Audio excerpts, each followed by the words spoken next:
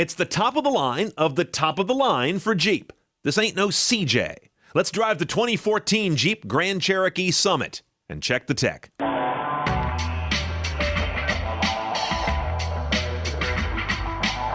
You can spot a 2014 Grand Cherokee by the face, revised rather notably. But beyond that, the Grand Cherokee carries on as something of the American Land Rover. Big, clean, and bold, without a lot of that World War II bric-a-brac that doesn't make a lot of sense to buyers under 40 anymore. Except for some little tiny since 1941 call-outs you'll find on the headlights and the steering wheel. They just can't help themselves.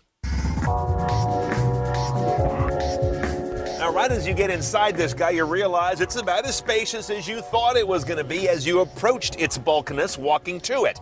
Plenty of good headroom, and I'm not even nearly at the bottom of the seat travel. As you can see, this isn't the CJ Jeep of back in the day. This has become the biggest bourgeois rock crawler in the market, but they're meant to be luxurious. That's what Grand Cherokees do in the Jeep lineup. Let's get right to our center stack technology. This is what you probably noticed right off the bat in this very nicely, almost too nicely appointed cabin. This is a Garmin-oriented nav system to begin with. You recognize that right away because it has the familiar where to. That's Garmin language. It's rated as one of the easiest to use in the entire auto industry.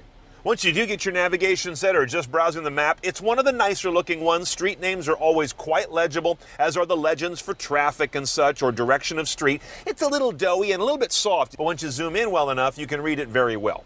On to the media now. AM and FM radio both have HD radio, and it's well documented here. You've got an HD button indicator there on the right, and once you get into the FM HD, where you often will find secondary or even tertiary stations, it's very easy to bounce between them. You just hit next, and it goes from HD1 to HD2. Sirius XM, of course, satellite radio, standard on this car as well, does a really nice job of calling out that particular kind of media with good channel art, great meta tags, and they use all the real estate. I almost rarely see a station name or a title that has to rotate or go, piece by piece. Now, like old school thinking, they still put media under a separate bucket, and that's where you'll find your iPod connection. SD card is one you're probably not going to use so often, but again, meta and album art do a good job, as good as you did on the card. And of course, Bluetooth streaming with meta tag information again. You've also got an aux jack, and by the way, all that stuff lives down here in this bin in the front. In the back, there are two more USB jacks, but don't get excited. Those are not for media. Those are USB charging jacks. A few more technology touches I want to call your attention to before we go to the hood. Interesting, very electronic, very modern, very non-Jeep, to be honest, shifter down here that controls the 8-speed automatic. Now, down here are your drivetrain control systems and what's a fairly ambitious and sophisticated undercarriage, because we have the four-wheel drive version. Not all of these are. This is honestly kind of taken out of a page from Land Rover that had this thing pretty early on, but you just rotate the knob and it does all the thinking for you for setting up how the four-wheel drive works, from snow to sand to let it figure out as conditions change, and then we have mud and rock. You also see how the air suspension has different ride heights. You can invoke those if you want. In fact, the levels go from entry exit, which the car only does when it's parked, to aero for being on the highway, to off-road 1 and off-road 2, high and higher. And then you can push it into four-wheel drive low right here. That, by the way, is even lower than it used to be on the Grand Cherokee. Now a 44-to-1 low range ratio. Super crawl on that guy. And you've also got descent control right here to get down a hill using its smarts and not your foot. Last bit of cool tech in this cabin is the center display on the instrument panel. Notice we've got a tach on the left, temp, and fuel gauges on the right. Those are all real gauges, mechanical, but in the middle there is an LCD, as is current fashion on higher trim cars. You connect apps. Now, not a lot going on here yet. You've got Bing Search, a bunch of remote telematics you can do from your smartphone, and a hotspot, which functions as proof that car makers want a piece of the mobile bandwidth explosion. It costs anywhere from $10 a day to $35 a month to activate the Jeep's built-in hotspot. And when you do, it's only 3G. Now, the first thing I notice when I get in the engine bay without reading a single spec is that I know there's a Hemi V8 option, because you got about enough room in front of this V6 to put one of those micro apartments they're doing these days. So yes, you can get 2 more cylinders on the front. That's another video.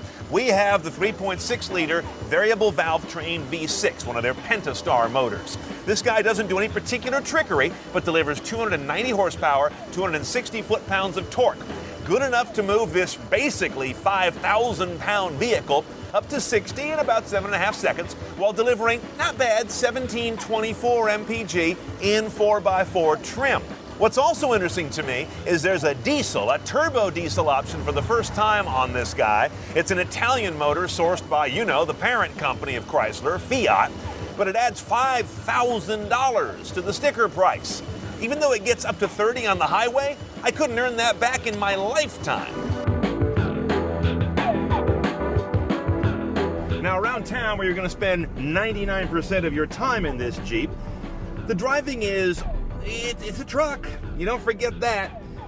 Between the kind of numb throttle response, the bouncy-jouncy ride, and the thing you don't find anymore on a lot of vehicles, which is high-profile tires, relatively so, this is like driving one of those foam pillows. Power is great. This is a really nice V6 engine, and it comes on really well, but it's blanketed in a bunch of other BS that just tends to mute its responses. Sport mode does wonders to cure a lot of that, but it's actually too high-strung for most drivers to use every day. It holds the gear a really long time, and it's going to piss you off because it's just too much noise and too much whirring going on unless you're really into it, and then the suspension lets you down, so there's no happy medium in this thing.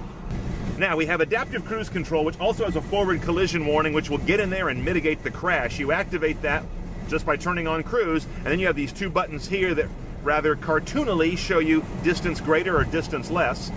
And if I set this right here, and I set my speed, and I set my distance, it seems to be very well reading the road in front of me. But I gotta tell you, in the end, driving this Grand Cherokee, I just feel like I took a nice off-road vehicle and I suburbanized it too much. It's been defanged. Maybe that's just me, but I think an off-road vehicle with this kind of credentials should be a little more pure instead of swaddled in all this stuff. But this is America. Who am I kidding?